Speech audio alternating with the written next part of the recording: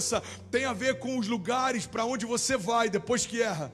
Os lugares para onde você vai depois que algo foge do controle. André, a minha empresa está quebrando, eu não sei para onde ir. Irmão, vai para perto de Deus, corre para Ele. O pecado, a religião vai falar: ei, você precisa se afastar de Deus. Agora Jesus vai falar: irmão, corre para a graça, se esconde em mim. Aquele que habita no esconderijo do Altíssimo, a sombra do Onipotente descansará. Existe descanso, isso é muito poderoso, para aqueles que buscam refúgio.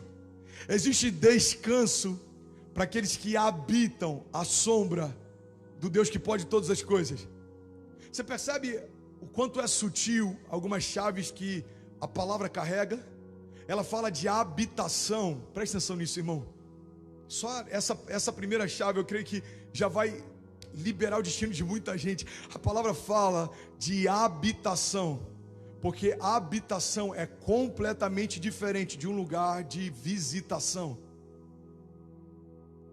A palavra não está dizendo aqueles que correm para Deus quando tudo vai mal descansarão à sombra do Onipotente. Não. Não está dizendo aqueles que buscam em Deus quando a crise chega. Não. Está dizendo aquele que habita a sombra do Onipotente.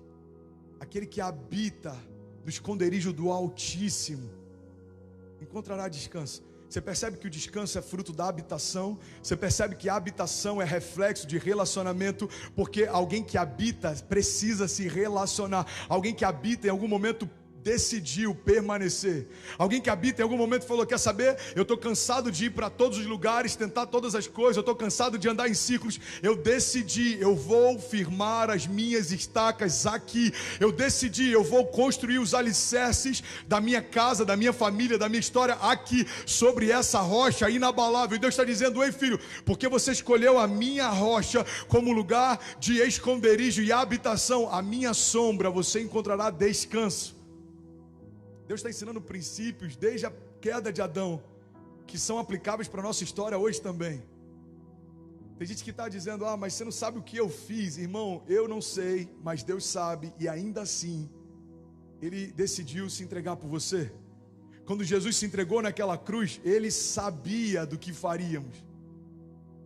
Deus não se entregou, Jesus não se entregou por nós porque nós merecíamos, é porque Ele desejou.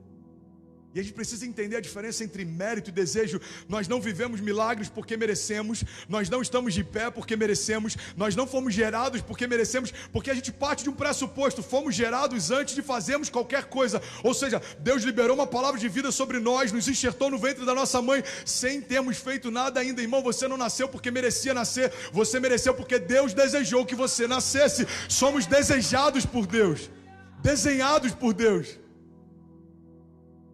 Então, como que um Deus que desejou você abandonaria você?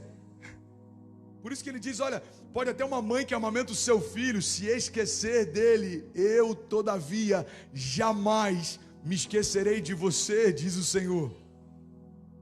Ele está dizendo: é impossível, não faz sentido. Eu desejei você antes dos seus primeiros acertos, e por isso eu continuei desejando você mesmo depois dos seus primeiros erros. Tem a ver com a tua performance, filho, tem a ver com a tua identidade. Eu olho para você e me vejo em você. E é sobre isso que eu quero falar nessa noite, irmão. Eu quero falar sobre perseverança, porque todas as vezes que a gente erra, existe sempre alguém preparado para apontar o nosso erro.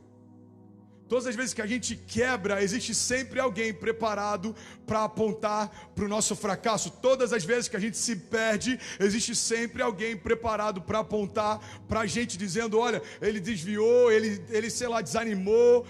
Agora, a grande verdade é que são poucos aqueles que se preocupam em nos trazer para perto.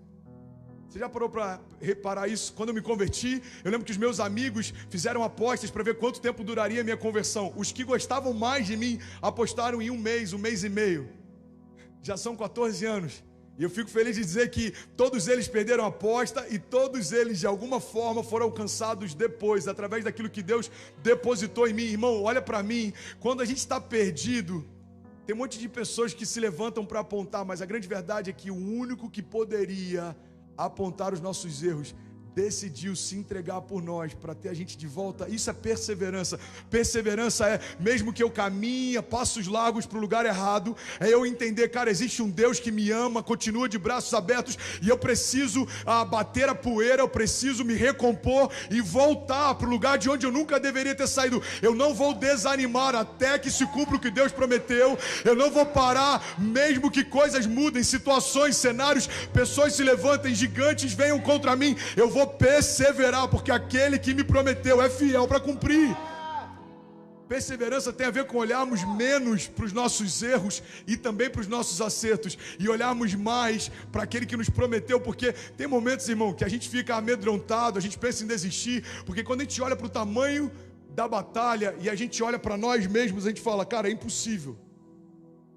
Estamos desanimados muitas vezes, cansados, acuados, porque buscamos em nós as respostas para as batalhas que estão diante de nós. Mas Deus está falando, ei, tira o teu olhar de você e coloca o teu olhar em mim.